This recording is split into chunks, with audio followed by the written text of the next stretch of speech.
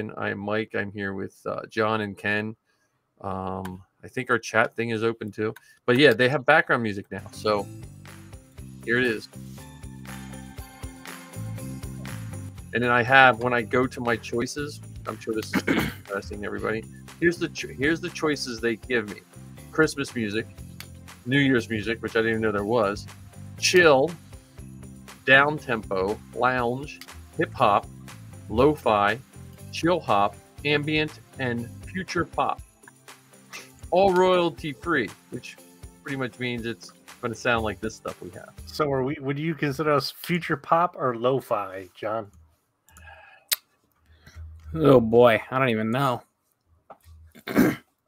I mean, some would call us grandpops, but I don't know about. Well, yeah. Well, hey. Yeah. Hey, hold on, man. I'm not there yet. So, well, I'm not there either. But I'm saying. Yeah. Let me change. In some circles, we're old enough to be grandpops. Well, that's true. Well, yeah. I mean, that's And I just realized that I don't know. So I know Mike is the pilot of this thing. I don't know if I'm the pilot. I consider myself more of the scrappy mechanic that yells at you every time you bring the ship feet up. You know, that archetype that they put on every, like, Airwolf and all those shows. There was always that mechanic that Uncle Jesse. Yeah, like the Uncle Jesse's of the. So does that make John and I Bo and Luke? No, that sounds about right. I think of you as Han and Chewie. Han, and then John is the hair, so he has to be Chewie. That's fair. So, and I don't know where I fall. I would be like Uncle Owen if he wasn't extra crispy. You bring the Falcon back, and I'd be like, oh, I got to take a lawnmower belt from the lawnmower to Well, you could be Hondo. Yeah, there we go. I'll be a Hondo. There. That's pretty much the best compliment I can have. I'll have to work on my Hondo voice. You pirate, you. That would be a good buddy cop movie of Hondo and what's his face? Oh man, my mind just went blank. The blue dude that the cowboy. Cad Bane? Cad Bane. That'd be a good buddy cop movie. It'd be like Lethal Weapon, Star Wars style. You could see Hondo always be saying, I'm getting too old for this. Yeah, and Cad Bane's just going around killing people. Yeah. That'd be the whole show. Hondo would lay out this big plan, and then Cad Bane would just go in and shoot them all. The first 40 minutes of the show would be Cad Bane laying out this big plan, and then the last 5 minutes of every show, it would be Hondo just shooting everyone up and making it dead. And Hondo has that little, or not Hondo, sorry. Cad Bane has that little droid that hangs around with him. He could be the comic relief. Yeah, Toto 360. Yeah. So that's But we were talking before. So before we started, I was just saying about my New Year's resolution is to get this podcast off the ground, and so I'm redoing my office, and so I'm going to move a good bit of my Star Wars stuff, which also includes 2 computers down here, just to make it more functional. Because like right now, if I want to edit something, I got to run upstairs and put it on a heavier machine. So I'm going to try to make it like a one-stop shop, and get us on Anchor FM and stuff. That's the plan. Will it be complete with its own place? Because right now, its own feed. It'll be on its own feed. And Anchor does video and audio. So we're sticking with the Inflatable Falcon as our. Why not? Okay. Why not? I mean, it could. I don't know. We've made it this far. The name, the naming. I don't want to say I was burnt, but the naming of the podcast is somewhat difficult because. Like when we named Zoe's, right? We kicked it around and this and that, and we finally settled on Star Wars Geek Girl, and then we recorded like 3 or 4 episodes, and I started posting them up, and then like episode 6, she meets Lizzie. Star Wars Geek Girl is now Star Wars Geek Girls, and I'm like, I couldn't get Star Wars Geek Girls at the time for I think it was like a I don't know. I couldn't get all. I was like, oh man. So you know what I mean. The naming is just, I don't know. Well, we ran into that. We ran into that problem with our first name. Yeah. So when I met Anthony shortly afterwards, we talked about the idea of a podcast, and we wanted to pay homage to the people who'd created Star Wars and the people who were inspired by Star Wars to create stuff. So we thought of Thank the Makers, and we dragged our feet. And a week or two before we recorded our first episode, somebody came out with another podcast called Thank the Maker. Like, son of a... I know. And I listened to that podcast the other day, and I like it, but I feel guilty listening to it. Like, this is Ken's name. And then we ended up shifting from Makers when we got Demetrius on board, and we shifted it to the forces behind Star Wars. Yeah. I just had the Beskar bucket. That's a good one. I just kind of kicked that one. I kicked that one around. I'm like, yeah, it sounds good enough. I like D&D. I like medieval type stuff. It fits. It works. Yeah, I think the alliteration. I think it's just a good one. John, you're wise beyond your years when it comes to picking names. And I like your story of how it connects to the prancing pony. So yeah, yep. So actually, there is a little bit deeper to that. It was actually what originally tipped me off to it. Wasn't the prancing pony came after this one. So the very first time I ever played D&D, it was just a one-on-one. It was me and the DM. He was like, hey, I want more people. I want more friends like our age to play this with. And I was like, I'll do it. So I in-game bought a tavern and renamed it to the Squinting Halfling. So, and I was when I was kicking around the idea of starting a podcast, I was talking to one of my buddies, and he was like, yeah, you remember the Squinting Halfling? Remember how you were so proud of that name? And I'm like, that's a great name for a podcast. So that's the origin of the Beskar bucket and how the name came to be. Nice. So if you do a D&D episode in your future podcast, you could do a temporary name change on the graphic and call it this, Squinting Halfling. Yeah. Well, I'm telling you, if you want to talk D&D with someone, you should talk to Zoe. Like that's like I would say second to Star Wars in her college life. That because I have a mixed feeling about all you young and D&D people, because I just remember what I had to go through to play D&D. Like we were like right above teenagers doing drugs. They were like, oh, well, they're not doing drugs, but they are playing D&D. Get the witchcraft. Yeah. It was El Diablo. Yeah. So I feel happy and sad, and I understand the gatekeeping community a little more when I see people playing D&D. Not that I approve of gatekeeping, but now I understand why certain people get a little gatekeepy with stuff. That's when you just need to start throwing rocks at the young kids that you see playing D&D. Yeah. I can say that because I've gotten out of D&D. I haven't played in 4 or 5 years. So yeah, by all means, anyone my age and you see them playing D&D, throw books at them, throw rocks at them, call them nerds. Well, they don't even we at least had our own smell, because we played for 20 hours straight. We smelled of Taco Bell and whatever food someone had. Jolt Cola. Yeah.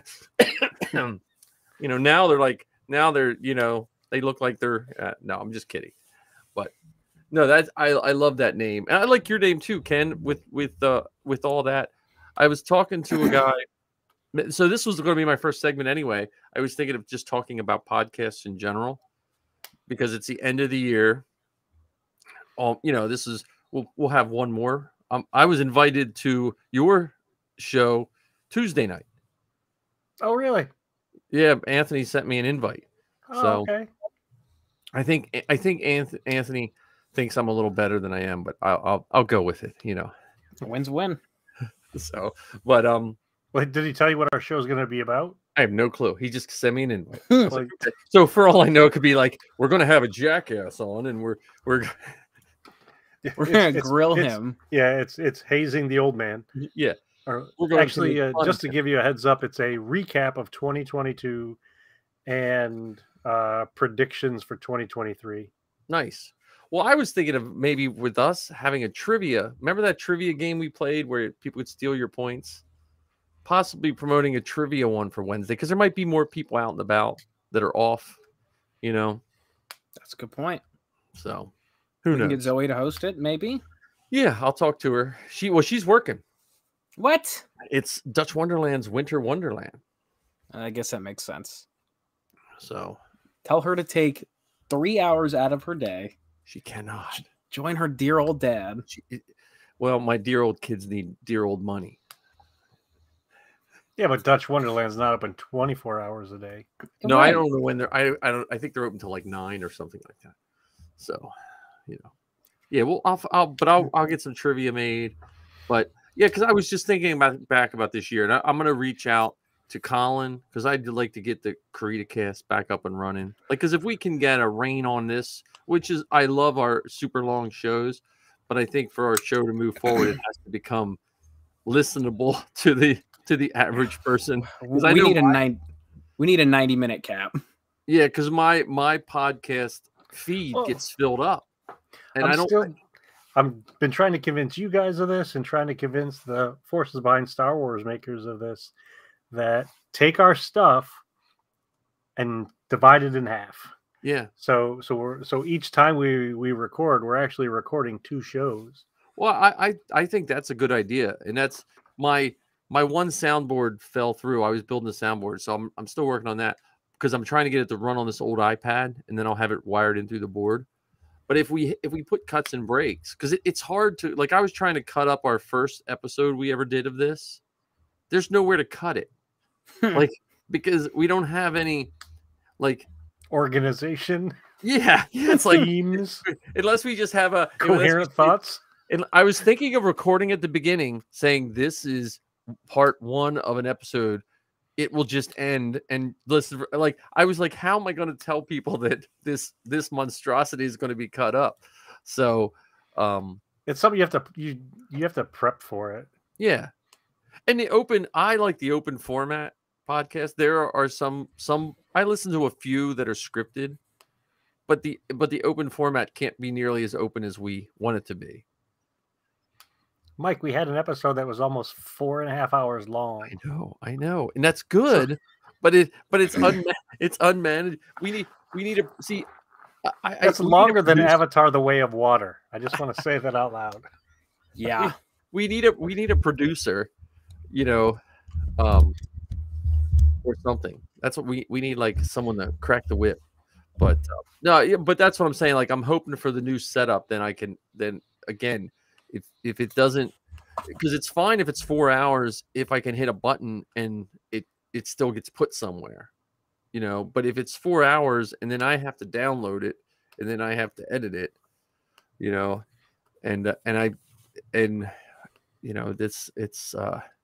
I'll get better with it, but I need to get that part fixed, because that's sometimes the hardest part, the putting it together part. So, but that also helps us to be able to come prepared each time we record. So if we know that on this night we're going to talk about the costumes of Andor and the latest trailer of the Bad Batch, if we know that that's where we're going to start, we have the ability to focus our conversations around, to have some natural breaks, and still have that place to veer off into vegan recipes and car repair. Yeah. Well, and I also thought if we did broader topics like that, and then we don't tell each other what we're doing, we still prep. So then that gives 2 out of every, like, so when you bring up your thoughts, Ken, if we say, we're going to talk about Andor episode blah, blah, blah, and then you come in and you're like, hey, I wanted to talk about the locations and the background, blah, and I say, oh, I want to talk about the blasters, and John wants to talk about vegan recipes. Then we have a 3, Yeah. Though I'm sure I'm going to get some Christmas cards about vegan recipes because my students were asking me about vegan recipes. So I'm looking forward to a new round of mean Christmas cards tomorrow. Here's your vegan recipe: ice water and wood chips. No, yeah, it's plant-based, and but yeah, no, I was just thinking about podcasts a lot this week because I was thinking about us, and I was like, if someone would have told me the day before we recorded our first, whatever we wanted to call it, that we would still be doing it in December, and we would be, I really got to go back through it. We have missed very few weeks. I think maybe 3. Yeah, maybe. I know at least 2 because we did 2 episodes. Ken and I did 2 episodes of the Beskar Bucket, right? And then we just did the Forces Behind Star Wars, right, in place of the Inflatable Falcon a couple weeks ago, right. So if someone would have told me that, I would have been like, yeah, that's not going to happen. You know, it's just so we have the hard part done. So and then I was thinking, like, I was just thinking about they just did the giant 501st pod, whatever, this past that was this weekend. No, this past weekend. Oh, it was this past weekend? Yeah, so they just did that, which was really, I jumped in on a few. It was really good. They had a good line of guests and stuff like that. And I just thought, because I think the 501st cast was one of the first Star Wars podcasts that I listened to regularly when it first came out.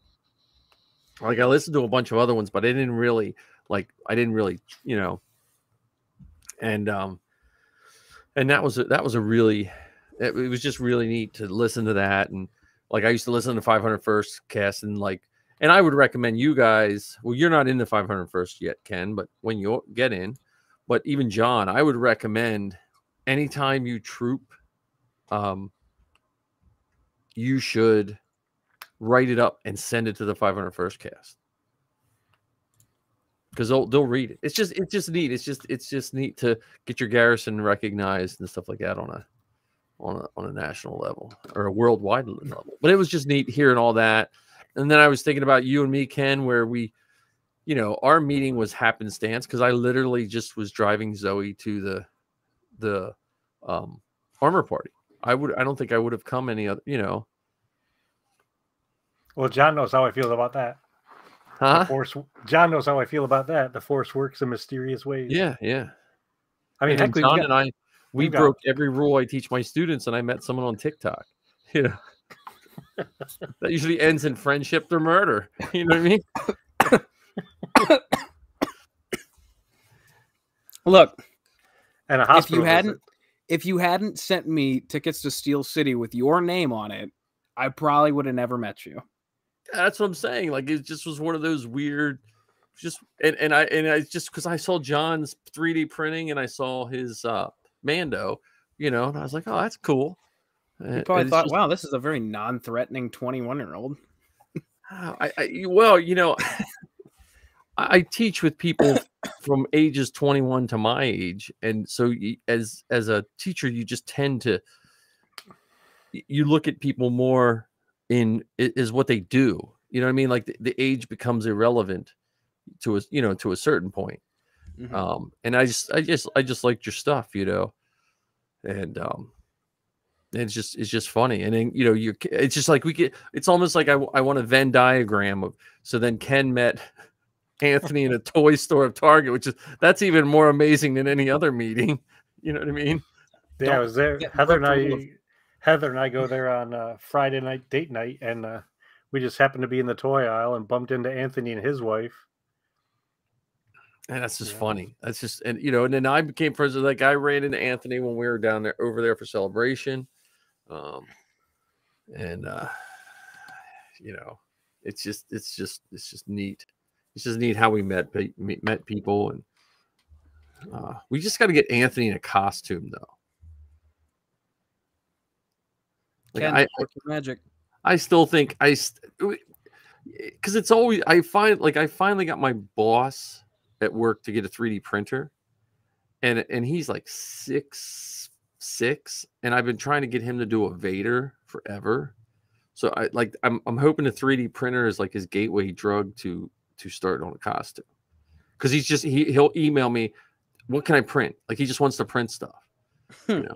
And so I've been I sent him to Michael Badley's page. I was like, look, you can get some droids here. Well, see, that's where you start taking not taking advantage. I don't want it to sound, nefarious, but like, oh, how about these things? Because I know you need them for this costume. Yep. So you lead him, you guide him down that path, and before you know it, he has a whole set of stuff for his costume. That's what I'm saying. Like I was the last time I trooped, it was just you forget how much fun it is sometimes because the in between time and the politics of it all. And I just think of how all these people I met. Like I met Marty through the 501st. I would have never met Marty ever. I would have never met Dan. I would have never met 90% of the people I know.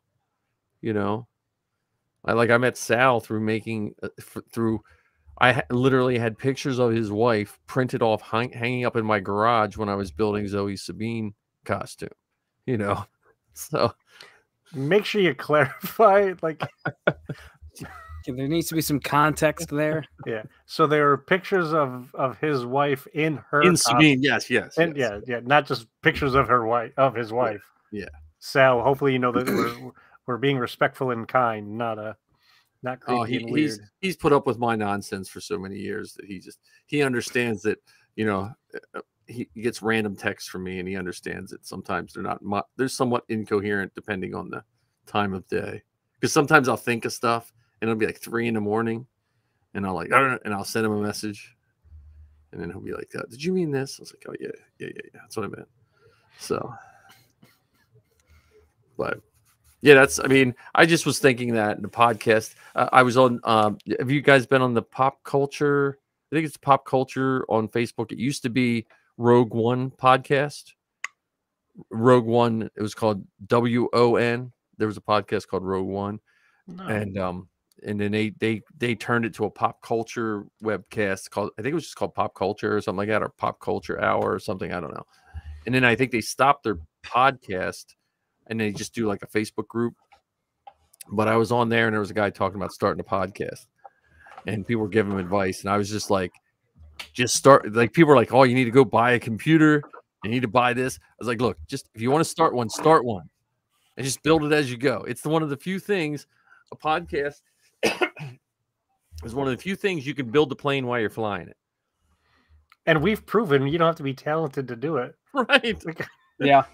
I mean, as much as I love you guys, we're not that talented. We're pretty far from professionals. I don't know though, John. I think out of the three, like I think Ken has that good research thing, but John has that good interview voice. Like you might have missed your calling there, John. No, because you have a good sounding and you have good questions. I have to talk a certain way, or if I'm not careful, I come out across like Kermit the Frog. So, hold on. Can you turn the filter off for a sec so we can hear it? That's from years of teaching. My students will say, my students are like, Mr. Hinton, you sound like somebody. And then like, a week into teaching a new group, oh, it's Kermit, like out of the blue, Kermit the Frog. Like, so, you have pretty thick skin after teaching middle school students for a while. Middle schoolers are the most brutal kids ever. I always laugh at new teachers that start crying. Like the first week of school, they'll be crying. Like, what are you crying about? Because I always tell my students, I love my students, but I always tell them, I didn't really care what middle school students thought when I went to middle school. I really don't care what middle school students think of me now. So, I had to go through the Izod years. Ken, you're just a little too young, but I remember when like the middle class was inundated with Izod, like you had to have the alligator shirt, and so you had to go home and tell your parents or grandparents, hey, can you buy me a polo shirt? Oh, and it's $50 where you can normally get one for $8. See, we had Bugle Boy and Z Cavarici and Guess. Those were the big ones when I was after we had Jordache jeans came out. Thanks to Brooke Shields. And then we had Izod. And then in the late 80s, we had Hobie, and OP. OP, yep. And then every knockoff, and I always wound up getting the knockoff or in Reading, we had the outlets, like real outlets.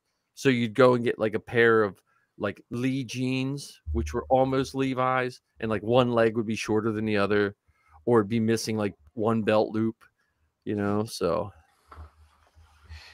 And which is even worse than having no names. But So anyway. our podcast has become the retro hour. Right. No, but it comes back to what we were talking about, D&D and all that kind of stuff, and it all comes around and goes around. Like we have a D&D movie. Like we're gonna have to have a D&D episode when that movie comes out. I'm so excited. I mean, like that if you wanted to say excitement for 2022, that's probably one of the movies I'm looking forward to the most. Oh, there's so many. I mean, there's so many in the first half of the year that I'm psyched for. Yeah. But the D&D, like I saw an owlbear, a digital owlbear. Like one of the first creatures I ever fought in D&D was an owlbear in Keep on the Borderlands, and I'm going to see an owlbear. Yeah, not just an owlbear, but a incredibly beautifully rendered owlbear. Yes, that transforms on screen. An incredibly accurate owlbear too, no less. It's not to get too far off topic, but if I could just say, for the record, I think the attention to detail and the love for the source material is going to blow people away. It's going to confuse a lot of the normies, but for nerds like us, it's going to be something else. It's almost going to be the early years of Star Wars where the normies are going to have to lean into the nerds.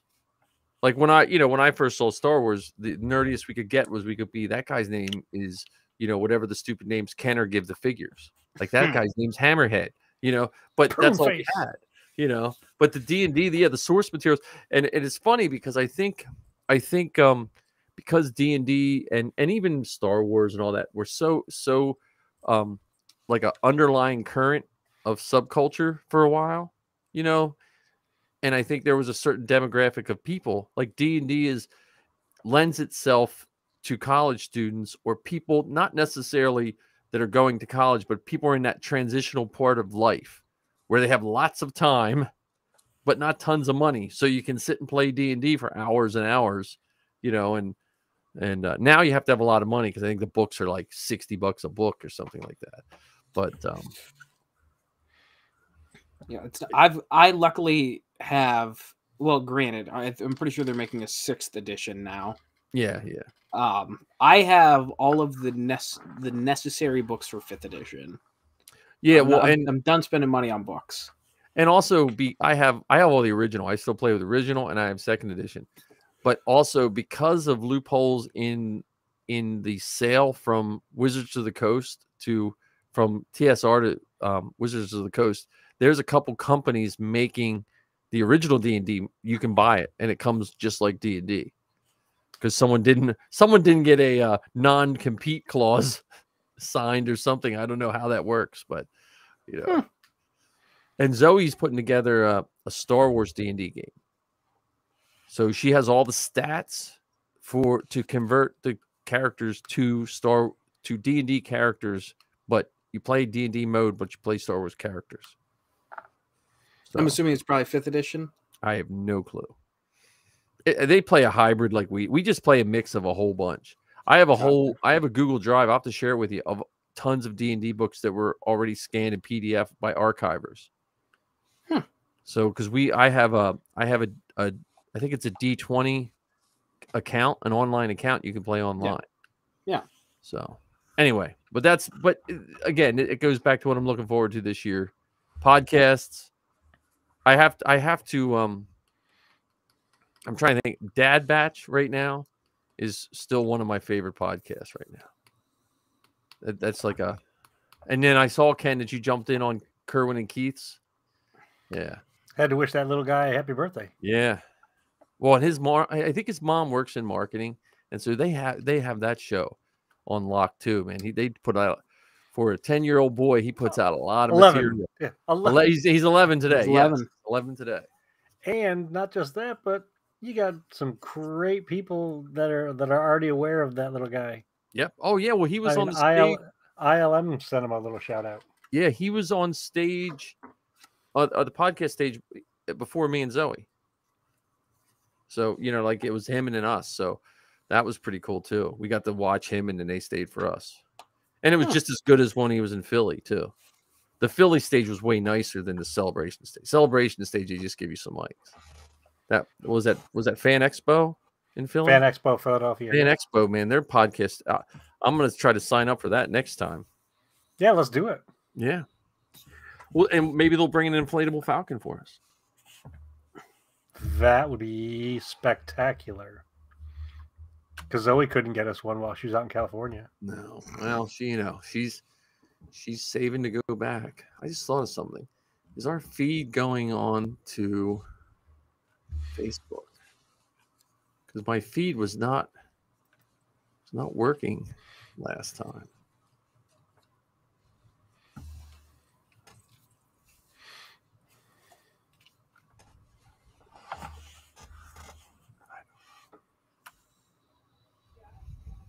But okay, so that's it for that. What Star Wars news do we have, Ken? Well, have you seen the trailer for Bad Batch? One of the things we had talked about Yes, a little I have. while ago. Yes. What did you Yes. think of it?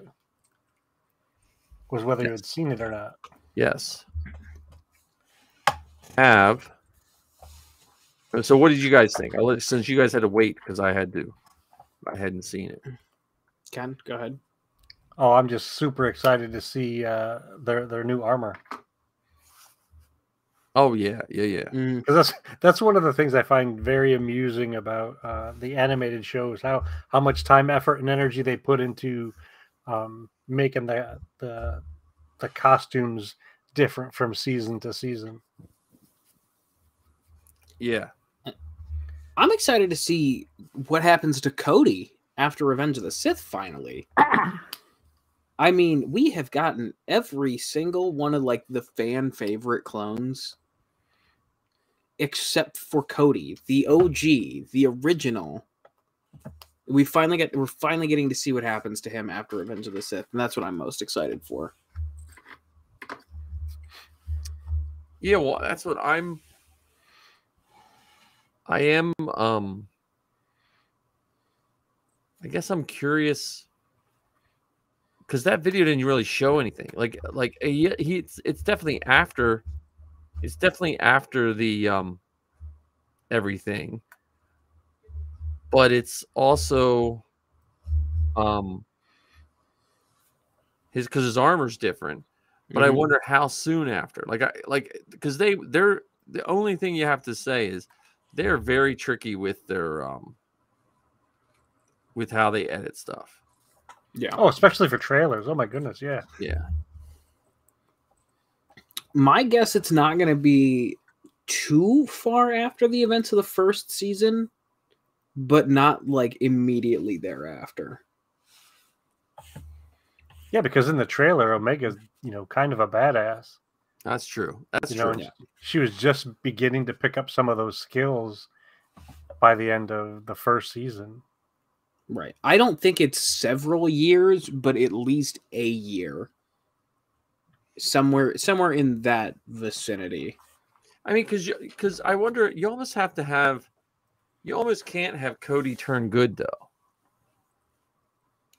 Other than a sacrifice, because he wasn't around when they found Wolf and Gregor and Rex. And yeah.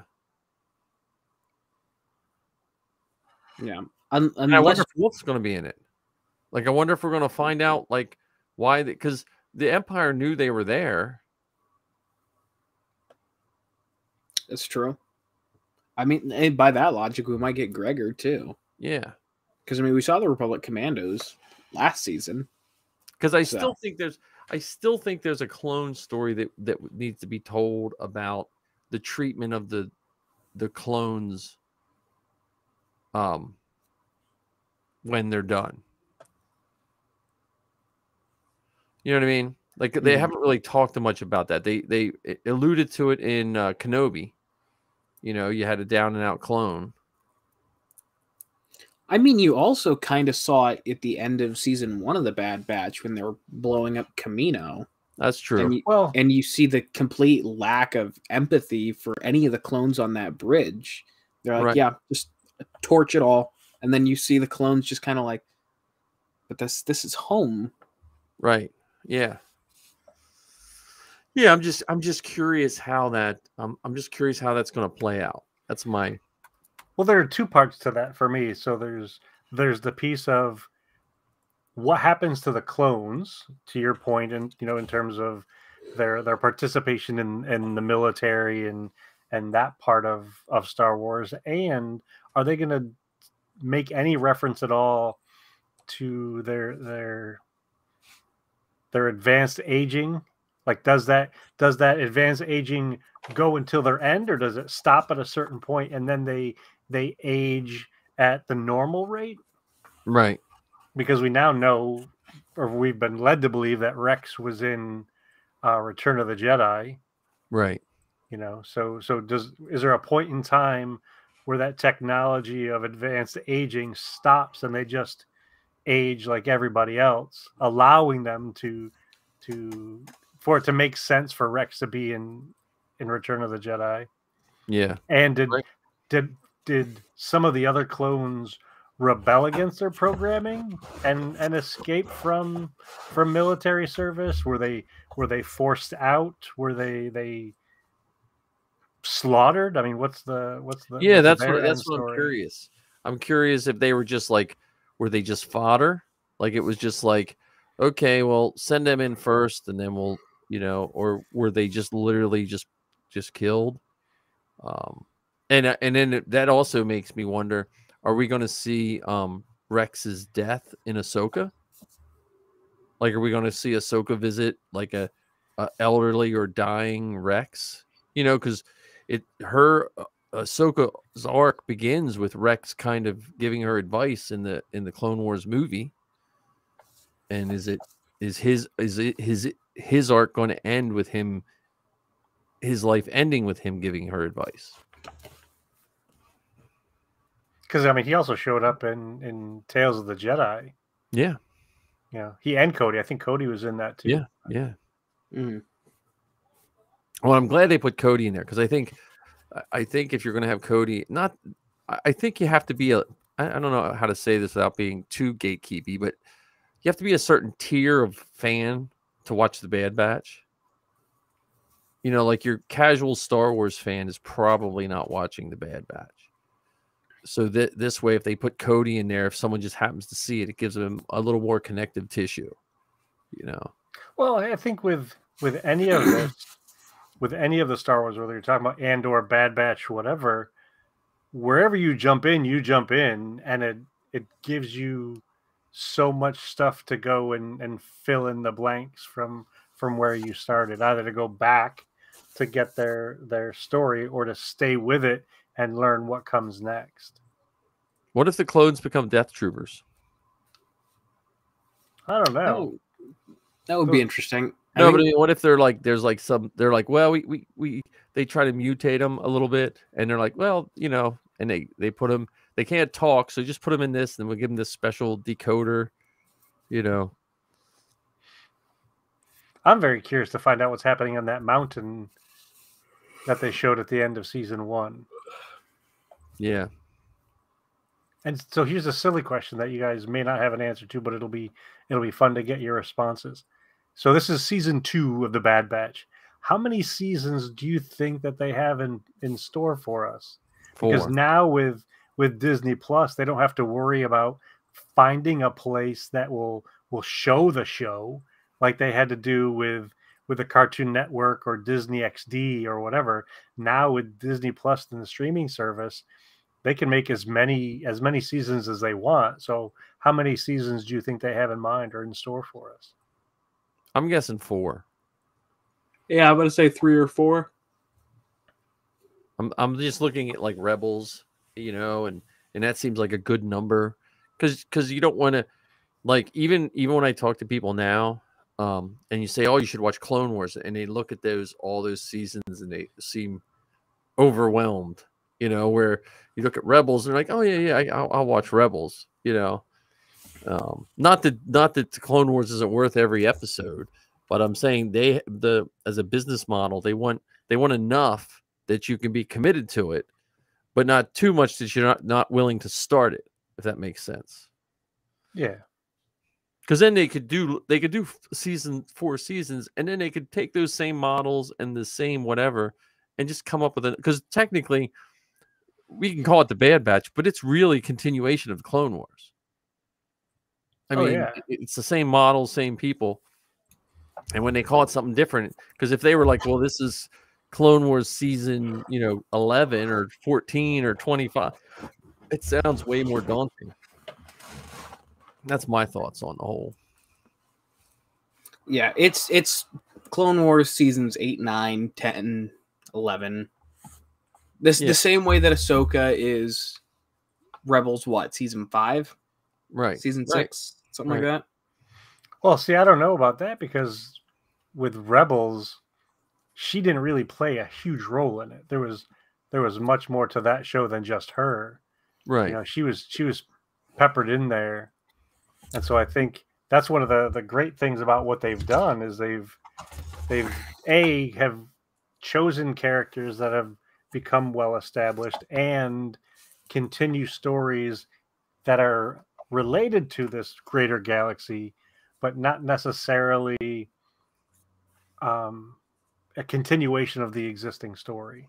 Right. Well, and that's what's nice when you change the name. You can send it in a little bit of a direction. Like the Bad Batch is the Clone Wars, but it's really focusing on those clones. Yeah. Well, the reason I say that Ahsoka is, season whatever of Rebels is because they're going to use Ahsoka to finish that last little bit of Rebels. Where did Thrawn and Ezra go? And what happened to the Ghost crew after the rebellion? Now here's another question. If The Mandalorian wasn't the success it was, season 1, would there have been a better chance of Ahsoka being an animated show? 100%. I don't think there would even be a chance that would be live action. That's what I'm saying. Like I think between the volume and the success of Mandalorian, at some point, especially with the volume, it's almost like live action animation. Yeah, to a certain degree, yeah. Because if they were going to, if you take the volume out of it, and they were going to film The Mandalorian, think of all the they would have never been able to have Grogu in season 1 and kept it hidden. If they would have had to go out and film in all these things, they would have had to film like the first episode and then waited till it came out and then filmed the rest to keep him secret. Nowadays. There'd be pictures of Yoda, and they'd be like, there would be podcasters there. There must be a flashback where they would have been, he's going through the world between worlds.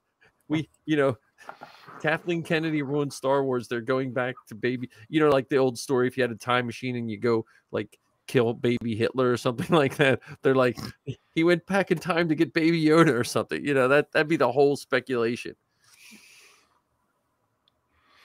Do you think we'll see the world between worlds with Ahsoka? I think so. Yeah, I think so.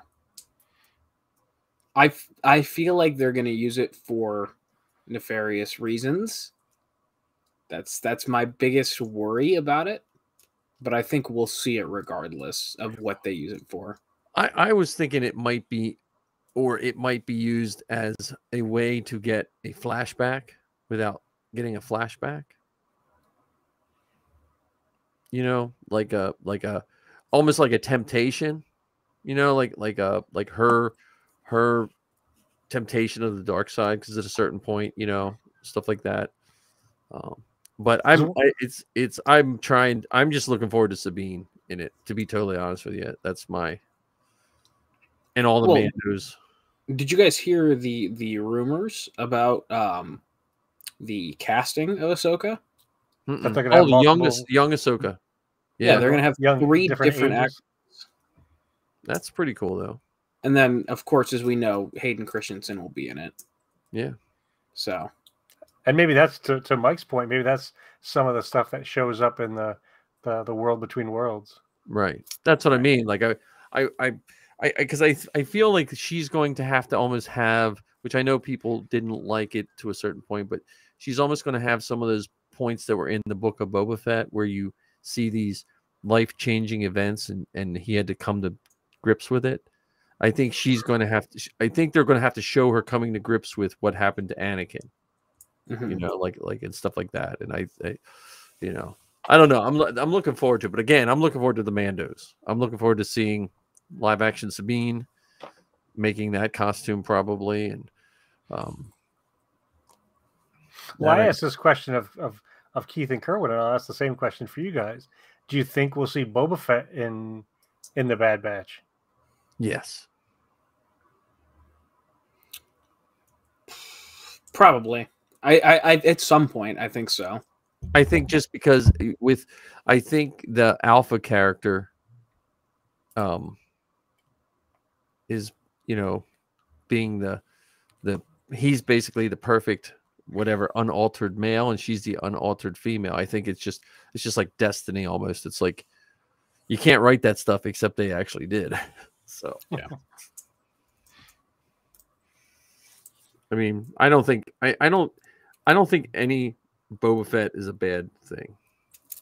I think everyone, even people that were disappointed in the Boba Fett series, which I was not, but I think even people that were disappointed in that are going to still chime in. Yeah, because one of the things we haven't really got from Boba Fett or related to Boba Fett yet is what led him from childhood to the Boba Fett that we saw in the original trilogy. You know he spent a lot of time with Aura Singh and other poor adult figures, parental figures that taught him bounty hunting and stealing and these sort of things. So what are some of the other things that happened to him up until he fell into the Sarlacc? I would love to see him meet up with Beckett. Beckett's giving him his weirdly odd advice, you know. It'd be fun if we could if we saw Beckett, talking about wanting to play the Valicord. Yeah. And then what was Aura Singh? He didn't kill her. It was the fall. It was the fall. Yeah, it was the fall. So, yeah, I mean Hondo, you could be in there. I just think Boba Fett to me would be even in passing. I mean, not passing like in Rogue One where you saw, the guys going to the canteen to get his arm chopped off. But I would like to see more than in passing that way. But I do think they have him set up to see Boba Fett. And I'd love to see Daniel Logan do the voice. Yeah, that would be cool. My true Boba Fett story, I would love to see Boba Fett, a story with him in the white armor. Like a reason why, you know what I mean? Make it canon finally. Just make it canon. Like he just got it painted and it was still wet and he had to go in battle and it all got washed off and it's back to, he put the low ride inward tilting tires on Slave One, Well, it's unfortunate that they never finished those episodes of the Clone Wars that they showed them at 1 year celebration. Yeah, I don't remember which year it was. The animatics, they had them on StarWars.com for the longest time. Because they're there. I mean, there was even that little duel / shootout with Cad Bane that showed up sort of kind of in the Book of Boba Fett, but it was different when he was a youngster. Yeah. Because it also makes me wonder, like, would they bring folks like is Quinlan Voss still alive during this time period? Yeah. Sal was talking about this on one of his podcasts, but there was something because I believe he left the Order after the Dark Disciple. Oh, okay. I think he kind of left on the same way that Ahsoka left, kind of. He's, but yeah, I think he's still, and I think his markings were on in the Kenobi series in the way, right, or in the path, in the or way. whatever. Yeah. So that would be a good buddy movie. Him and Hondo, Quinlan and Hondo. I think Hondo would just make any movie a good buddy. Yeah, that's true. That's true. Which I still think Hondo's going to have. They put him in. They made the robot Hondo in Disney, so they're pretty calculated with what they put in what, you know. And I know a lot of people don't like him, but Johnny Depp to me would still be the best Hondo. In makeup. Who did Hondo's voice? I forgot. I don't remember. I saw. I think I saw his. He must have just been on a podcast or something because I saw his picture not too terribly long ago. He wasn't what I expected. These voice actors are super talented. Yeah, I mean, look at the lady that does Ash Ketchum. Yeah. I mean, so yeah, that's what I got this year. I mean, and then they listed they did that little trailer thing of all the shows coming out, which didn't really show anything. They were basically stills. Like Skeleton Crew. They had a little thing for Skeleton Crew. At a certain point with some of this stuff, I'm trying not to overthink any of it because I just don't want to accidentally spoil stuff in my own mind. Does that make sense? Mm-hmm. Like you just think about it. I don't want the thought to cross my mind that actually spoils something. So Jim Cummings. There we go.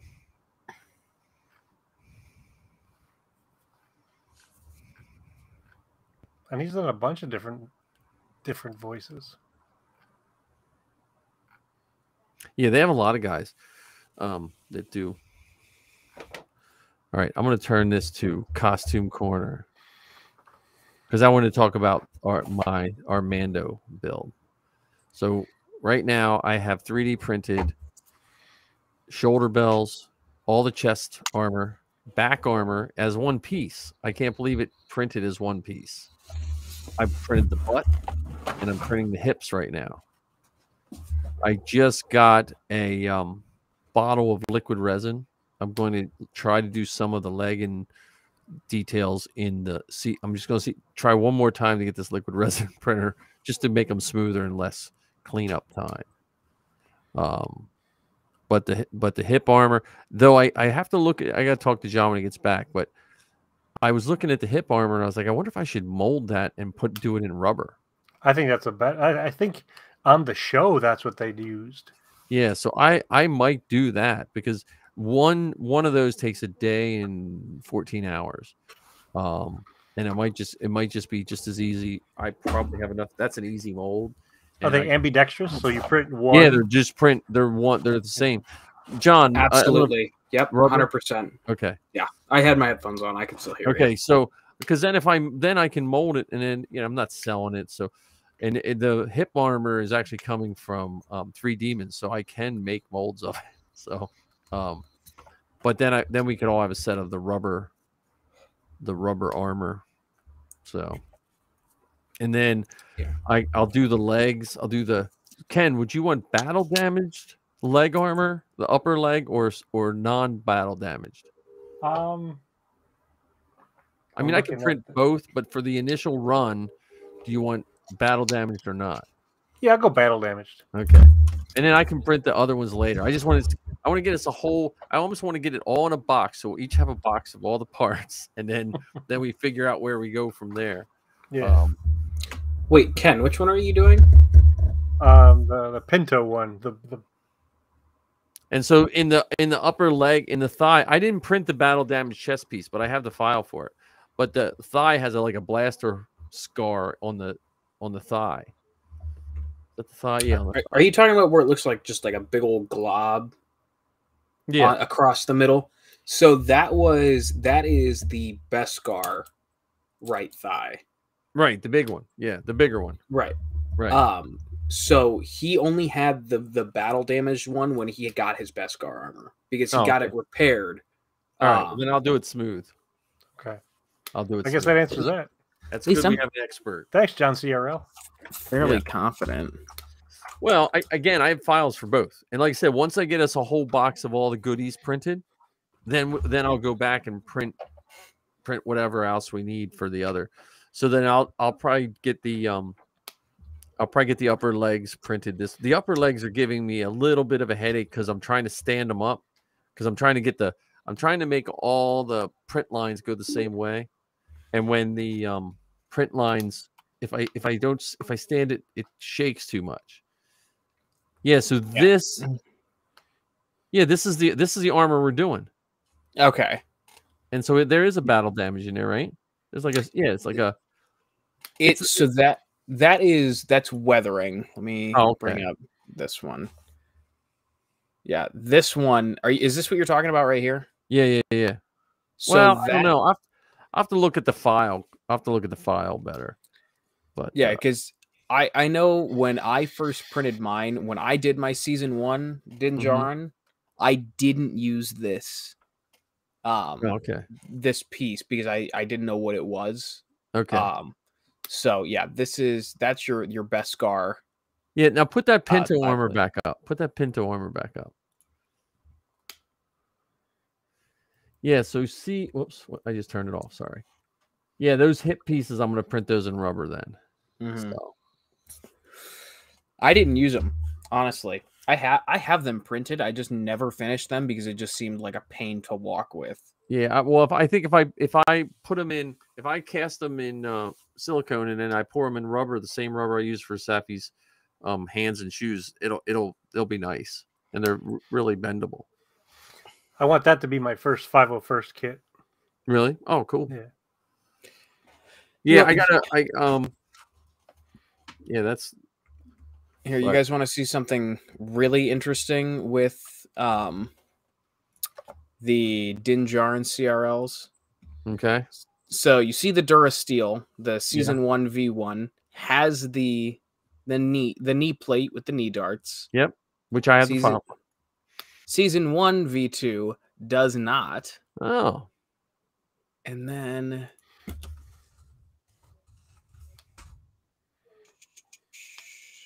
well. Uno momento. Dios mío. Does it say who the model is for that armor? Who's wearing it? Yes. Give me 1 second. I won't get back to it. All right. Din Djarin. Oh, I guess it's the Book of Boba Fett. Book of Boba Fett, he's got his knee plate back. That's funny. It's the same knee. It's the same piece. He just got up late that day. He got up. He had plenty of time to rest that time. Matthew Hudson, is that what it was? Oh, okay. I was just Dundon. Oh, that's who did the photo. Yeah. It's who's wearing the armor. Okay. So yeah, Pixie Lau. No, I don't know who that is. Jason Litzinger? Don't know. I might know that. I know that name, actually. Yeah. The Book of Boba Fett is my preferred Din Djarin. Yeah, so I'm just going to keep those printing, and then once we get them all printed, then we'll go from there. Vader's, I just put another coat on the bottom. It's just cold weather's killing me. It's I should have redone corner of my basement and I see all these guys with these ventilated spray booths in their house, like it's like a table with like a fan that sucks it all outside and stuff like that. I was like, oh, why didn't I build a room like that? You know, it's like it's spray paint in the wintertime. But that's, you know, we're supposed to get, we'll probably get at least one nice warm day on over break. I'll finish painting my Vader belt boxes. So I got the belt, and the belt's beautiful. So, how about you, Ken? You work on any costumes? Still working on my Tuscan. So I want to go over to Joanne Fabrics over the weekend and see about getting some monk's cloth. What do you think would be a good material to get for the inner robes? So go look at it first, but go to Lowe's and look at their drop cloths, because it's a tight weave material, It has to be because the original one was some fancy blanket. No, the inner ones, not the. Yeah. What are you looking for? The big robe? No, that's the monk's cloth that I'm using for that. No, the inner robe should not be monk's cloth. Yeah, no, Yeah. I'm asking for for the inner robe. I would go look at the drop cloths at Lowe's or Home Depot. And if you don't like that material, but find a material, I think there's a type of material. I honestly just forget what it's called. It's similar to monk's cloth. It's like a name, and in Joann's near us, it was like a couple bins down from monk's cloth, but it's a something else cloth, and it's like a tighter weave material because you need that texture. You need that different texture because I've seen guys make them all out of monk's cloth, and it doesn't come across well. Yeah, I even want to have it to be slightly different color too. Yeah, slightly colored, but it's like I think it's like a tighter weave too. You know.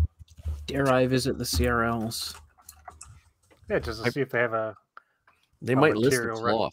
Look at John, the 501st expert. Look at me go. You're like a wizard. We're looking for the outer robe, correct? Inner. Okay. Go to Studio Creations too, Ken. They have a nice tutorial on how to make the inner robe. They have a very nice Tusken Raider tutorial. And did you happen to find any of the material from the armor party? I didn't see any, but I got one more box I just can't find. I have a box of I thought we dyed a whole bunch. I just can't find it. So it's in there. Because John had spent a whole bunch of time cutting stuff into ships. Yeah, so I am sure it has to be around. I just can't find it. I moved a lot of stuff when it was cold, and I just stuck them in 12 by 12 boxes. And so there's a whole wall of boxes that are a combination of clone helmets and other things, and I just got to dig through the boxes. I'm gonna build Keith a Rex helmet when he hits 100 subscribers on YouTube. So, and he's getting closer faster than I thought he would. He's at like 630 or something. Oh crap! I gotta speed this up. So, but yeah, I got, like I said, with Vader, I gotta break down and do the strapping on my helmet for Vader. It's like that's what's scaring me because I gotta drill holes into the into the helmet, and I'm like, I just picture ruining my Vader helmet. Ouch. And there's no cheap Vader helmets anywhere. Even the crappy ones are expensive. So I got it, I don't know. I've been going through I'm getting ready to go through all my pops. I'm gonna get rid of all that. I'm just trying to get space. I went through a bunch of oddball stuff, and pops are the next victims of the purge here at the Hinton household. Well, hold on to a couple of them. Maybe we can use that as part of our giveaways for 2023. Yeah. Well, I'd like to at least give a helmet away.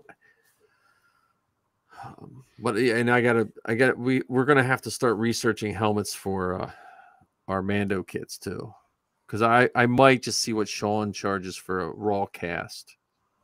Sean Bradley for one of his, because his stuff is so beautiful, But what'd you find out, John? Studio Creations says that it is where did it go? Yarn-based cloth. Yeah, it just has to be a tighter weave, I think is what it's called. Yeah, it says similar to monk's cloth, but thicker threads that make up the weave. Yeah, and they're not flat. $13 a yard in 99. What? How much was it? Apparently, it was $13 a yard. Yeah, well, those prices are off because they go by retail. Like if you're paying retail for anything at Joann's, you're not doing it right. They always have a coupon or something. But yeah, there's a cloth, and I just really forget what it's called. I really got to write all this stuff. I'm just names just elude me. But yeah, I got it. And the tip for the gaffy, I'm going to mold that in rubber too. So when I do mold the the hips part. That'll give me a reason to have my silicone out. I'll probably make a mold of that sharp point that sticks in the tip, so you can make it con friendly. Oh, I just made mine out of wood. Oh yeah, you have a wooden one. I'm gonna make the plastic one that slides in. Yeah, so the top end that has the acorn on it, that's PVC. The bottom end is wood, and the fins on my on that end, they're just plastic. Yeah, that's what Safi's is. Safi's is just PLA, the same stuff. I used to. It's up, prices up now, but that expanded PVC. I mean, man, that stuff was so cheap when I first started building Zoe's Sabine. It was like, I think it was like $15 for a 2x4 sheet of expanded PVC. So yeah, this is a little denser than that, so it seems more rigid than the that's good. The Sentra. Yeah, well, I what's the other stuff that all the cosplay kids use nowadays? It's not Sintra, it's not the Warbler, is it? Warbler. I was at our Michael's and they had rolls of Warbler for 50% off. Really? And so I was like, I gotta think about that. It's the because I gotta work on these holsters for my my clone, and I was like, I might be able to make them out of Warbler. If I make a box, if I made a wooden frame and just melted over a wooden, with a heat gun, I could probably make some decent looking holsters. I got to figure out how to build my cycler rifle, because I want to have my Gaffy and a cycler rifle for my Tuscan. I'm telling you, I'll cut you. I can cut you one for this. I have that 6 foot long sight. Mine's gonna be 6 foot. It's almost 7 foot long. You're not going to cut the whole thing out of wood, are you? The whole thing is cut. I just have to put a piece of PVC pipe in it, because I bought a tip for my router I ran it and it cut a half circle groove in it that the PVC pipe will lay right down in. Nice. So, you got that at the Ryobi? My Ryobi outlet. So I'm Ryobi Kenobi. Ryobi Kenobi. Yeah. If I ever plan things out, I probably should just put a camera out in the garage and just film half the stuff I build.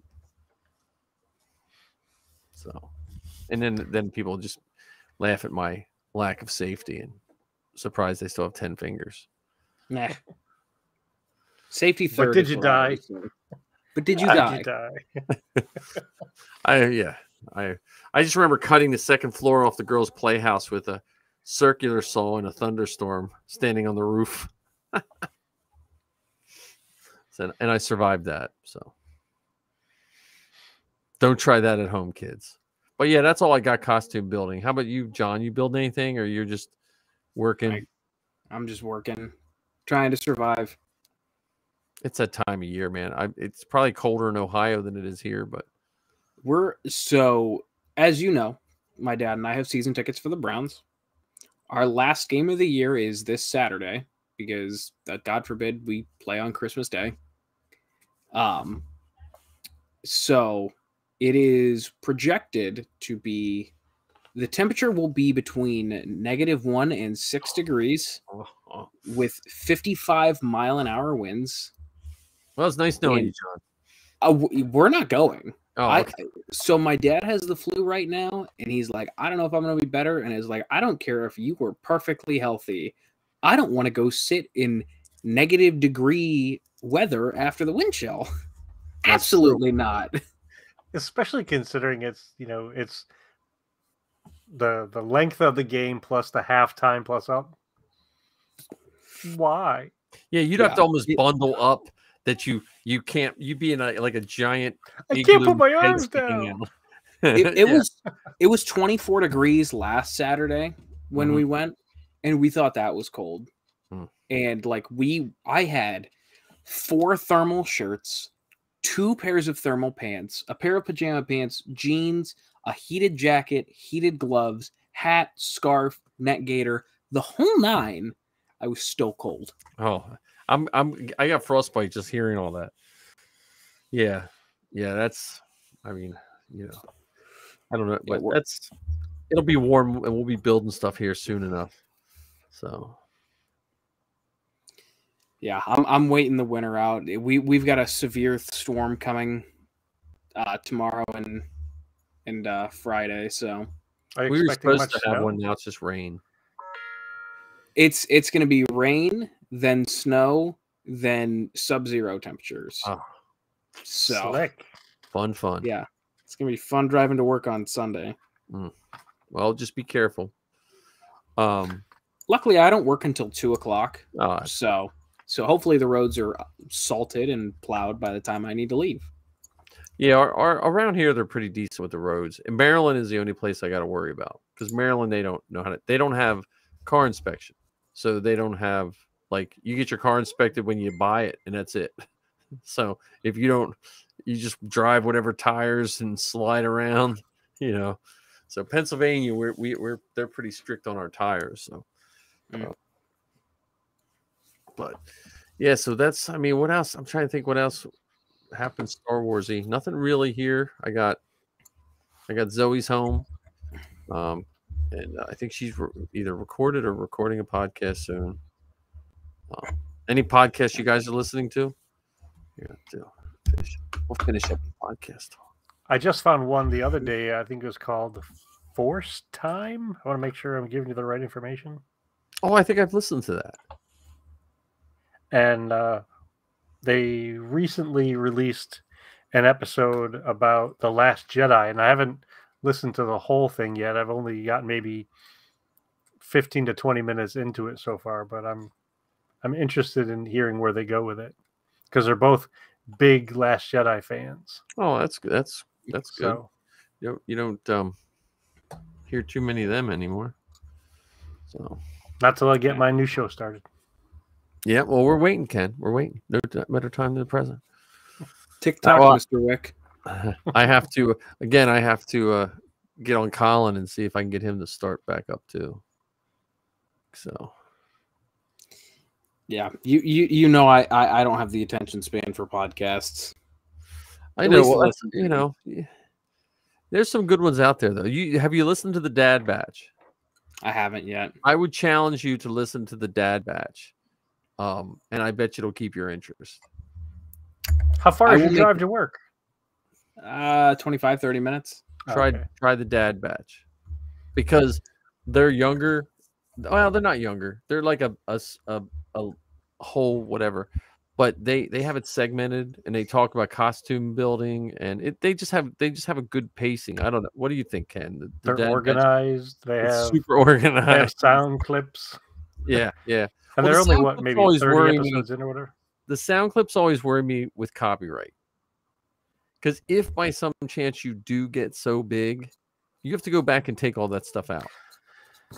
Well, if you do it through Anchor and not have the sound clips included in your show, you could put the sound clips in as individual bits, and then if that were to happen, you could take those bits out. Yeah, I understand that, but just changing the sound bumpers on Zoe's 127 episodes was a nightmare. You know, it was just, and it's funny because as much as Disney catches, gets in trouble, everyone says they're like copyright police and they're always going after people, which they don't. But it is weird though. There are some podcasts that get a little shunning, I guess, because of how they use clips. Like they're good podcasts. So I always just get worked. I just get worried about all that stuff. But the Dad Batch is good. Like I still love their Home Depot / building theme. They have that the weekly workbench. They're the workbench theme. So, but they're good guys. Like I've met 3 of the 4, I believe. I didn't realize I knew I met 2 of the 4 because I'm friends with John, but I didn't realize I met the one person because when he met Zoe, he's like, "Yeah, I know your dad. We met it." I was like, "Oh, okay." Oh, yeah, 100%. Yeah, of course, man. Well, listen, there's some people I met at Celebration when Zoe and I were running on like 2 hours sleep and no food for 2 days. I am sure I don't know who they were. You know, that because that one day that first day we were just going, we were just on like energy, and it was like 4 o'clock. We're like, hey, we haven't eaten or drank anything since we've been in California. We should probably, you know. So people are probably like, hey, look who's Zoe's with the Crypt Keeper, you know. So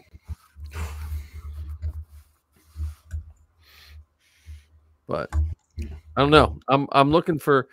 I want another con to come up. There's no cons. I was like, I almost wanted to go to Ocean City Con last weekend. I just didn't. There's one in New Jersey in January. Oh yeah, where at? It is. Bear with me. It's called WinterCon. Oh, that's a good name. There's Fan Expo Cleveland in March. Don't say January 21st. I think it's called WinterCon. It's not WinterCon. You could always make the trek out to Cleveland. Come visit me. Fan Expo Cleveland. When's that? It's the second week of March. No, well, maybe I'll be coming through there to take Zoe out to California. That's what I'm saying. I'm sorry, it's the last weekend in March, the 24th, 25th, and 26th. Yeah, because I don't know how long she's planning on staying here, but she's going to want to take her car, which means it'll be me and her driving across country in it. Yeah.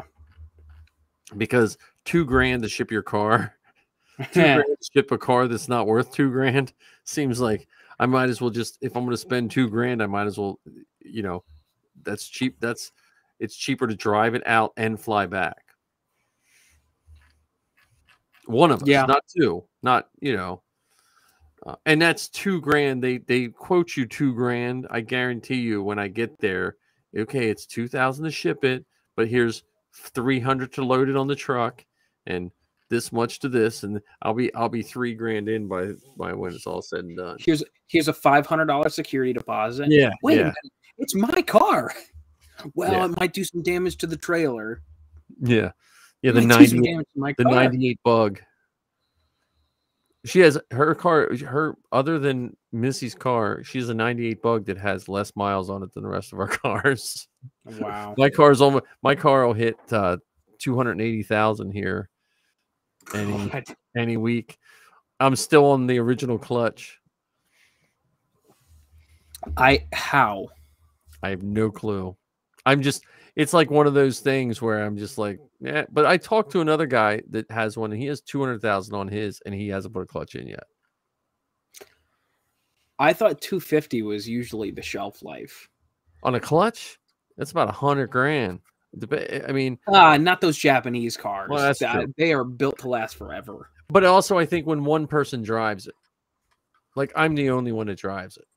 True. You know, like Missy had a Suzuki, and I think the clutch went at 90,000. That's the first. Yikes. That's the first four-wheel drive / clutch I ever put in. I was like, well, how hard can it be? A day and a half later, the half of it's laying in the garage. Missy came out and she's like, what are you doing? I was like, well, I had printouts from the internet telling me how to put a clutch in, and it worked. So I had to punch a hole in the wall of my garage, my old garage, to hook a tow cable to a tree in the backyard, because we had a steep driveway, and I was worried if I hooked it to the wall, it was going to pull the stud out, because it was, you know. So I punched a hole through the soffit and ran a cable up through, and I had to come along because the clutch went out at the base of our driveway, which was about 150 feet, but it was super steep. And so I had to use a come along to pull the Jeep up. And that was a day and a half of pulling, just, you know. And of course I had like the world's worst come along. So I was like, Speaking of come along, it's called the Garden State Comic Fest. Oh, we're at in Augusta, New Jersey. That doesn't even sound real. And it's January 28th and 29th. Because I have a robotics competition in DC.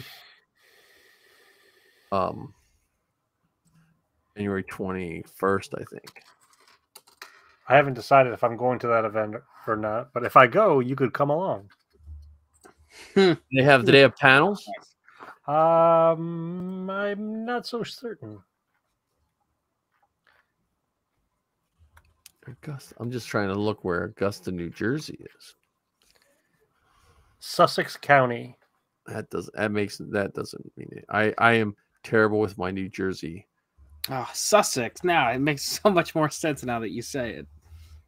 Where is it? North Jersey? South South Jersey? I'd say North Middle Central Jersey. I'd say it's in Jersey. Yeah, because like when I was a kid, we learned our maps and stuff. But you would think the world ended outside of Pennsylvania. Like all these. Oh, it's North Jersey. I apologize. It's actually north of Jim Thorpe, Pennsylvania. That's how North Jersey it is. Yikes! Spell that. Augusta. Augusta. Like August. Augusta, New Jersey. Not to be confused with Augusta, Georgia. That's different. Yeah, I'll put that on the Maps quest. I'll be like, man, this is the longest trip to New Jersey I've ever taken. Wow, that's almost New York.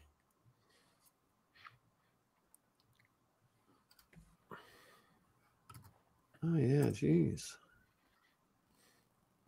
Oh, it's north of New York. It's further. Yeah, because you have to. Yeah, I'm trying to see where it is as opposed to. It's north of Stroudsburg, even. Jesus, Murphy. For me to get there, when I go to Jordan's, I pass Manhattan.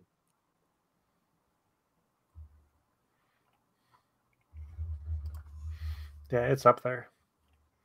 Now that I'm looking at it, I don't think I'm going to go. Yeah, that's like.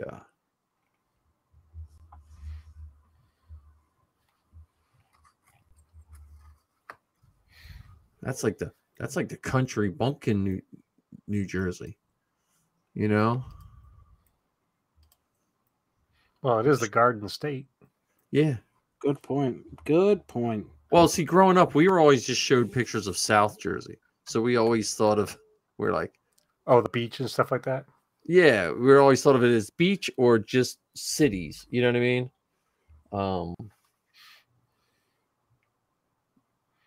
Yeah, let's see how long it takes me. It's only 6 hours and 20 minutes without tolls for me. Only. Or if I want to take tolls, I can pay $35 and drive for 7.5 hours. So it takes longer and costs more? Yeah. Oh, yeah. What a deal that is. Sign me up. Yeah. It's a straight shot for me, though. It's 3 hours for me because it's closer than Jordan's shop. But it's 3 hours this time of night. So, if you change that to during the day, it's probably because at least here it takes during traffic just to get out of Lancaster, it adds another 45 minutes. Jeez. Oh, because you got to go around all the buggies. Well, no, the highway around Lancaster, Route 30 gets like blocked up. So if you got to cross it or anything, like a lot of times I go right through the city because of that. I'm sure Anthony should have a trip out here soon. Usually around March, I thought. Yeah. I'm just saying, y'all should come visit Ohio. It's not that bad. Yeah, I might when the weather's warm. I'm good for a trip to Ohio. Because really, Pennsylvania, we have Pittsburgh, and then it's basically nothing until you get to Harrisburg. Yeah, I'm trying to think. When we drove to California, we took route. I'm trying to think what we went through Ohio. I think we took route 70. So it was probably 70 or 76. Yeah, I don't know. That trip to California was one of the, like, my wife and I both being teachers, we tend to overplan things. That was the one where we literally got in the car and said, okay, Safi, because Safi wanted to stop at Arches National Park. We just put it in the phone and hit go and just went where it said to go. No hotel book, nothing. We just drove. Well, you got a van. Yeah. Oh, yeah. Oh, man. You can take a nap in the van. Yeah. We did all right. We didn't get a hotel till we got to Death Valley. Wow. I left Thursday afternoon about 4. We crossed California state line after stopping at Arches National Park Saturday night. And you didn't get a hotel until we hadn't got a hotel. We just stopped. I just laid my seat back and crashed for like 3 hours and got back up. Missy drove for about an hour. Yeah. I don't know if I could do that now, man. I don't know what I was thinking. You can always do something like that once, and because you don't know the you know. That's how I figure out I'll do Survivor when I get my one chance in Survivor. I'll be right back. The dog's scratching at the door. Yeah, when I get my one chance at Survivor, then I'll do it one time, and then I'll be like, nah, I can't do it again. Yeah, I think I burned my long road trips the 2 times that I did the Han Solo Chronicles. Yeah, those 40, because I think I did the math. It was 42 and 46-hour days. Yeah. Well, like I said, when you don't know what's coming, it's easy the first time. Yeah, you're hyped and pumped, because that's how Steel City was for me for the first time. I drove Steel City, didn't even blink an eye. I was like, oh, this is nothing. And then when we were going like our 5th or 6th time, it was just like, oh, okay, I got to go around this corner, because I take the turnpike because I have Easy Pass, so you get like a discount and stuff. And the Steel City, it adds hours if you go the long way at a certain time. And it was always Friday night when we were leaving. So it was just like, do I want to get in at 3 a.m. or midnight? I was like, okay, I'll just take the turnpike. Right. But also when you're going with 4 people and the tolls are a little different than when it's like by yourself, because with the 4 people, you have to be able to stop at a bathroom within X amount of miles, like you can't just be like one. And when we went out west, once we crossed out of Ohio, there were very few rest stops and there was no mini markets. They were just truck stops, and they were hit or miss, and they were far away. So like every time we stopped when we went out to California, anytime we stopped for anything, I filled the car up. Like it just I don't know how that happened, but like I think it's probably because Ohio, Pennsylvania, Kentucky, Tennessee, they are such vast states. They're so wide. Yeah. We're like, okay, we need to put a gas station like every 10 miles. Yeah. Well, and if you look at population, like Pennsylvania is kind of weird because we don't really have many people in the center.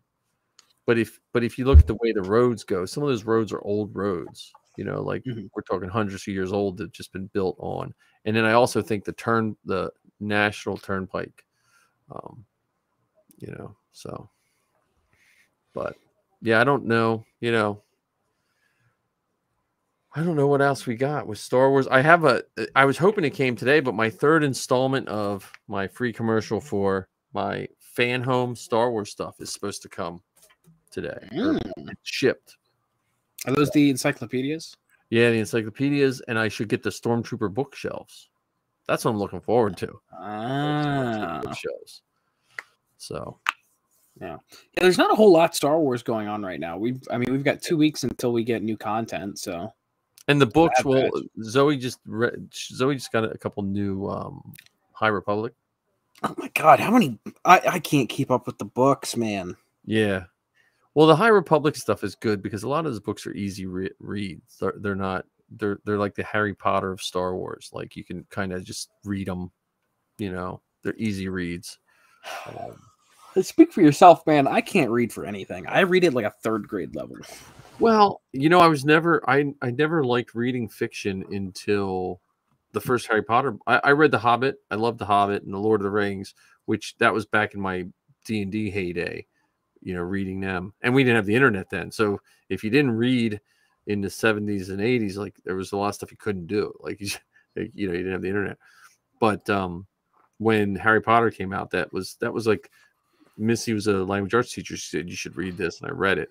And so then I think like the High Republic books are written that young adult, some of them, and they're just an easy read. Like they're just, you can kind of get through them without feeling like you're committing to a giant encyclopedia of reading. So I still have not kept up with the storyline. I've just read bits and pieces of them. But I think I'm hoping that what my dream would be for the High Republic would be the next set of movies or something gets set in that era, and it makes me really want to run back and read them. That's what I hope.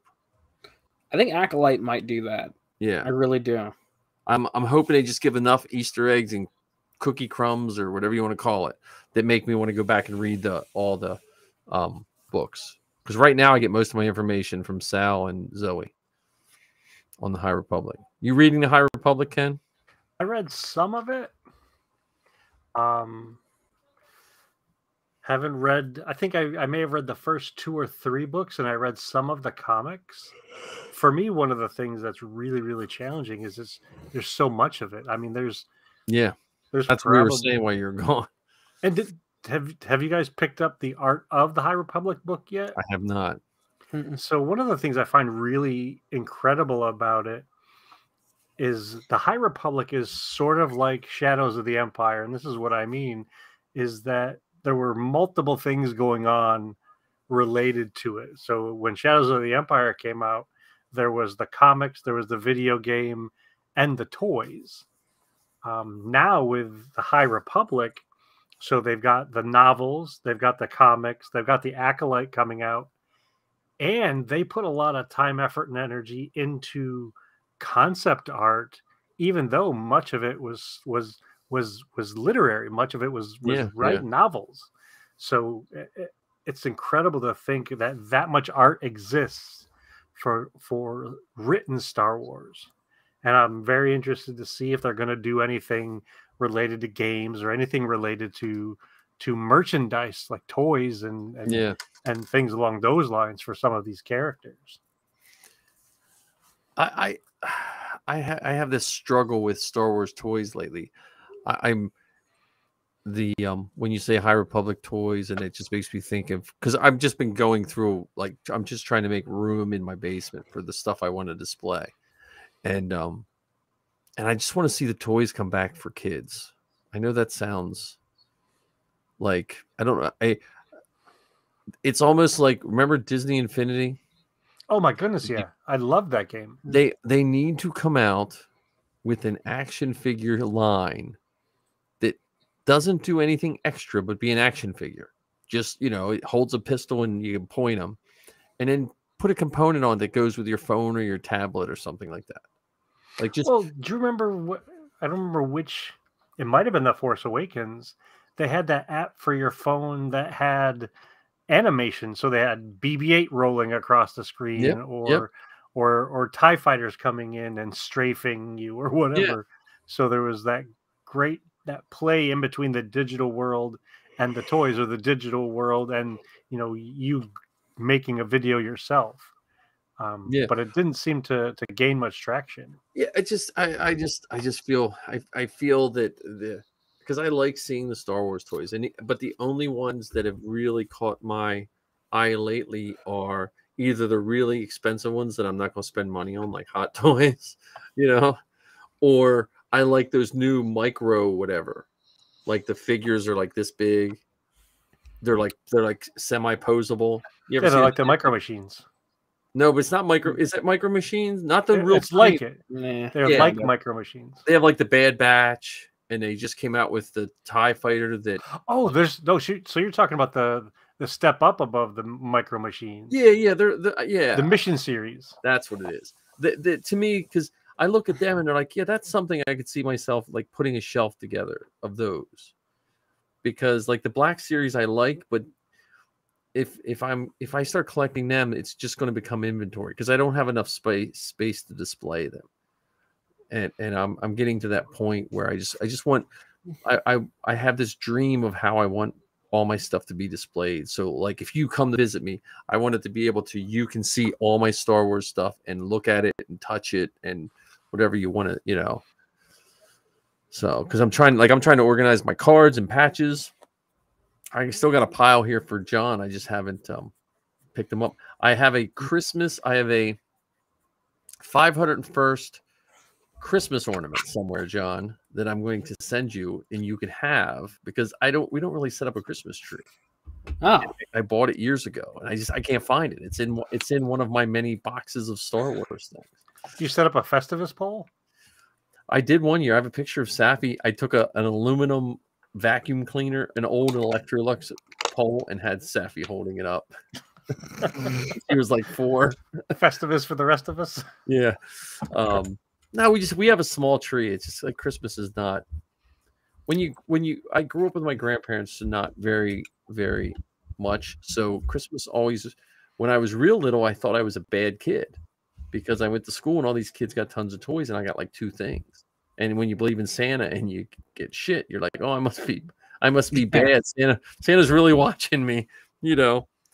And then we just never pushed Christmas. And then when the girls they were pretty little, I pulled them aside and told them there was no Santa, which I know sounds really mean, but you're a terrible parent. Well, because Zoe was always such a kind and trusting person. My biggest fear was at school the kids were going to tell her there was no Santa, and she would have stuck up tooth and nail for me and my wife, saying my parents wouldn't lie to me, and I was worried that would happen to her. And I remember telling them, and I think Zoe was maybe 5 and Safi was 3 or somewhere around that.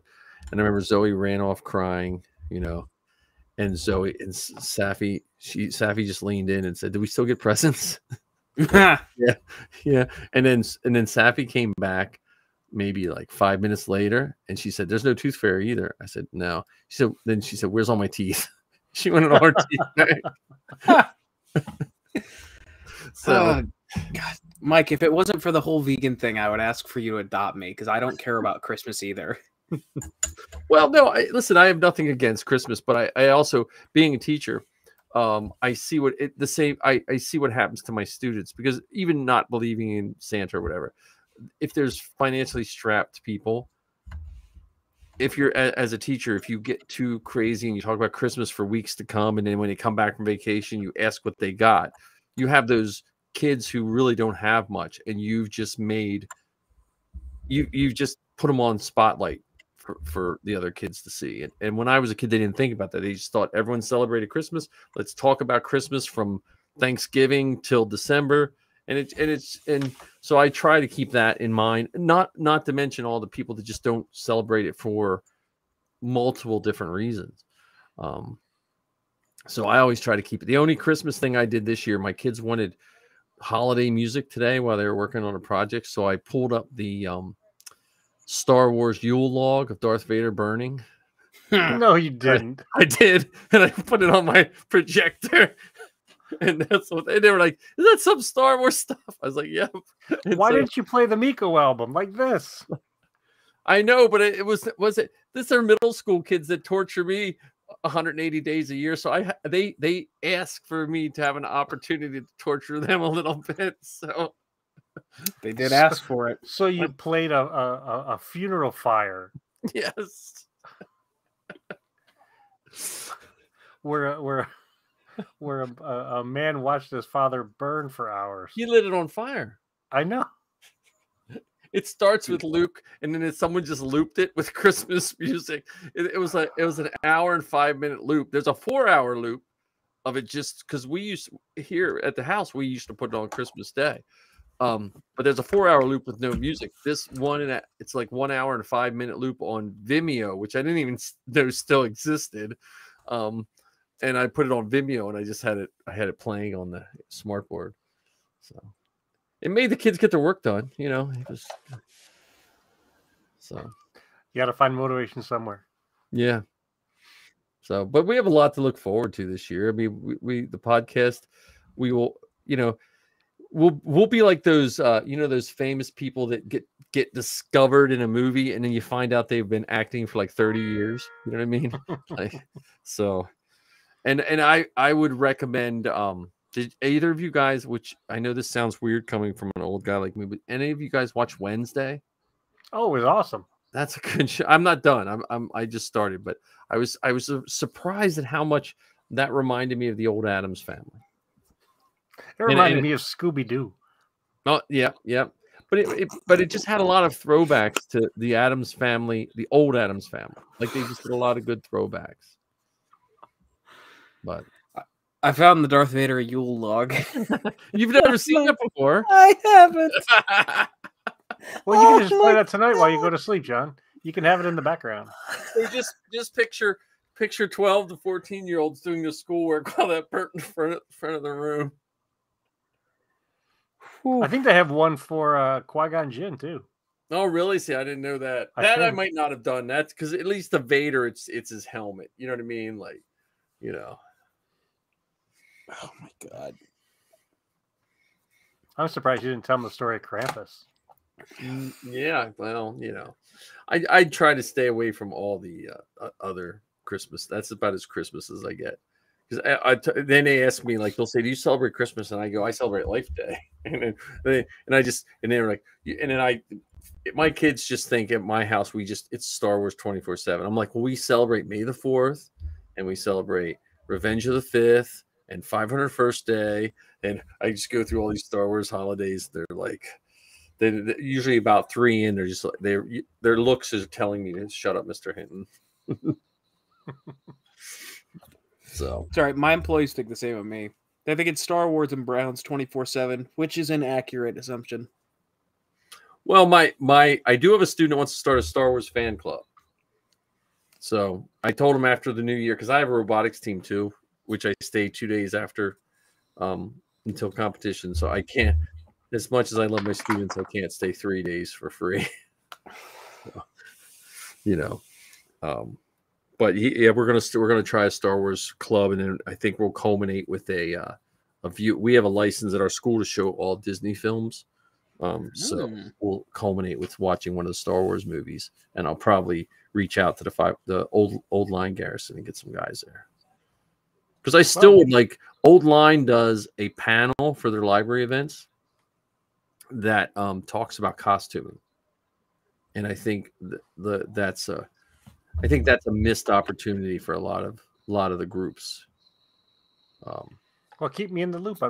Maryland's not too far from me. Yeah. Our library. Have you done a library event yet with the Mandos, Ken? Yeah. Because our library in Pennsylvania, it has to be revamped, but the Old Line one does a really good one because it's usually short and sweet, and trivia can't be an hour and a half long for little kids. Of what's the third moon of Mandalore from the book, Dark Saber. I'm like, what? But it can be an hour and a half long for us. Oh, yeah. It can be 6 hours long. But I'll work for trivia for Wednesday. I'll probably, since I'll be off school, I'll be able to promote it more, maybe get some more people. Ark popped in for a minute, but he left us. Haven't seen E-Girl tonight, unfortunately. No. But we should try and get some guests. Yeah. For trivia next week. Yeah, I'll reach out to some people. I'll see who, like, I'm trying to think. I gotta see if Sal's available, and see. I don't know. He's busy being a postman, so he's like. Ask Ned. See if Ned can join us. Ned? Yeah. Well, like I said, I like that trivia, the Blooket trivia, because you can win even if you don't get them all right. So. As I proved last time. Yes. It's true. So. Well, thanks for another great night, guys. Yeah.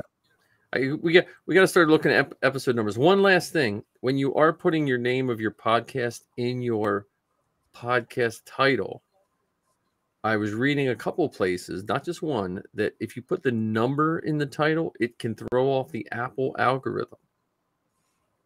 So they don't recommend calling your podcast such and such episode this.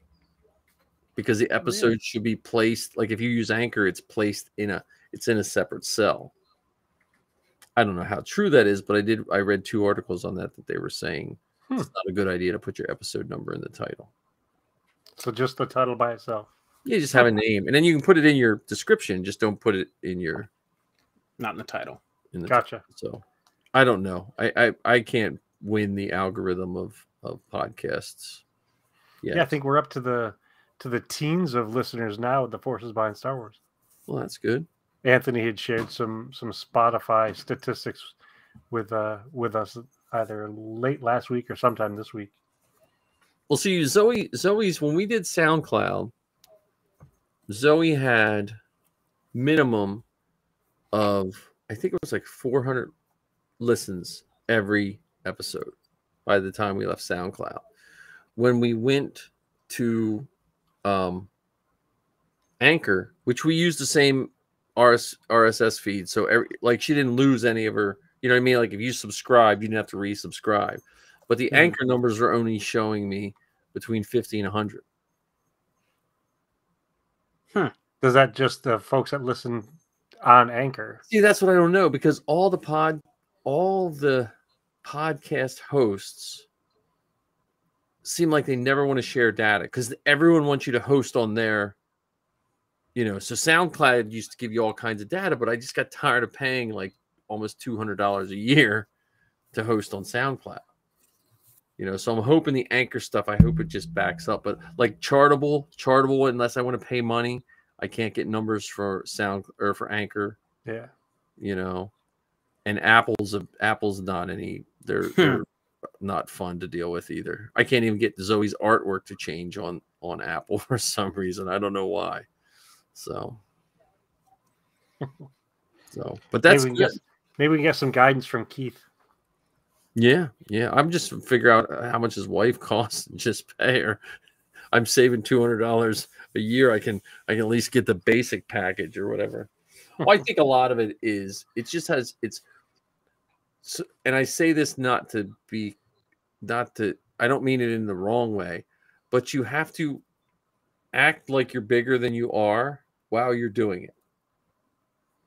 Does that make sense? Like, oh my goodness, yeah. Not being a jerk or anything, but you act professional and you act like you're a bigger deal, and you have to embrace other podcasts. I think that's where a lot of podcasts either make it or break it. Like if you listen to a bunch of them, and I can't even accurately count how many of them claim to be the #1 Star Wars podcast. Right. Oh yeah, but I'm saying if you podcasters. Blogs, podcasts, when they first started, the key thing that made them grow so quick was if you're podcaster A and you have a podcast, you go to the people you listen to and you have podcaster Q as a guest. And you keep that relationship. Because other podcasts are not your competition. Your competition is other things people do. Because if you build this community of, podcast stands for personal on demand. So not everyone's podcast is for everybody. And you just hone out your little niche. And if you find other like-minded people, because that's how I find other podcasts. I hear someone on another podcast. I'm like, well, look, if they're doing their podcast, I might like their podcast. Like I like the Armor Party. I heard him on the Dad Batch. I listened to, I was like, oh yeah, I like his show, and he's out near you, John. I forget he's in the Midwest somewhere. The Armor Party podcast. I didn't realize that. Yeah, and his stuff is really good too. And he has that's okay. And then I'll shut up because I'm doing my okay. United Fandom Network.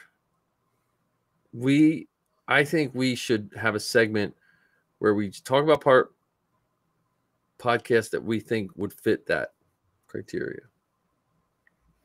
because that's what I think people need. They need, because if they don't 100% like us, but we, we can play it forward. Yeah, we need a website. We do. Is the Inflatable Falcon? Is that?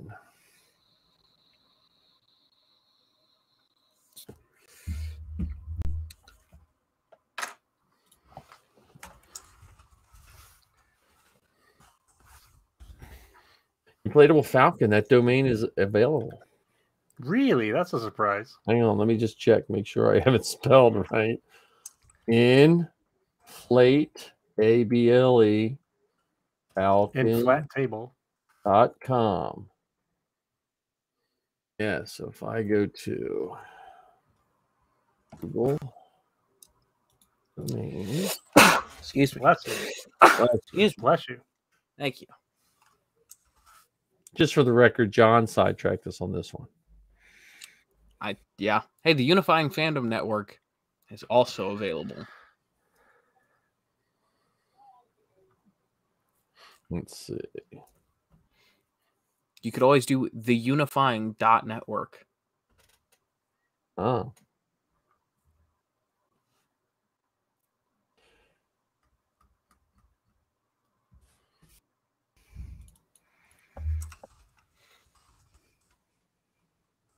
The inflatablefalcon.com. And while you guys are looking that stuff up, what are your thoughts on our episode next week being a little bit shorter than usual? Not yes. Sure where I'm getting echo. A little bit shorter than usual, and then spending some time just with the three of us together, figuring out the first couple weeks of 2023's episodes. That sounds good. Works for me.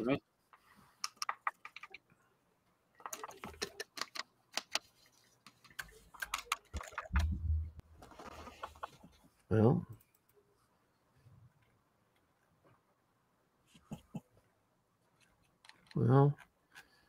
why won't it let me?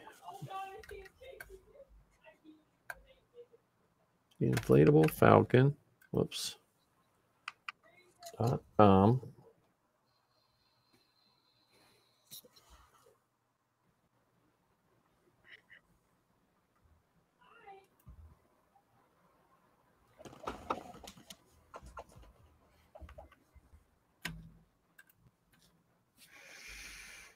Do I want Inflatable Falcon or the Inflatable Falcon? And I was actually just having the same moral quandary with, do I want the Beskar bucket or do I want Beskar bucket?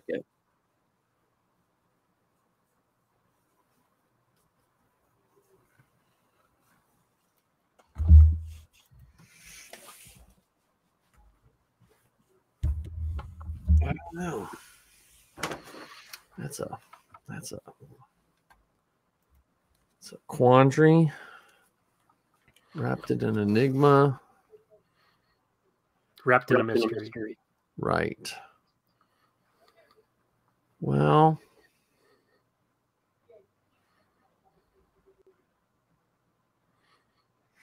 I just bought the inflatablefalcon.com and inflatablefalcon.com. Oh, I love it. So we have them both. What about .net? Huh? What about .net? I don't know. .net. How about .gov? No, but so we have. So I bought the inflatablefalcon.com. What's nice about it is we can do more. We'll talk, but there's stuff we can do with that. I figured, what the hell, 12. I can fork over $12 towards our mission of world dominance.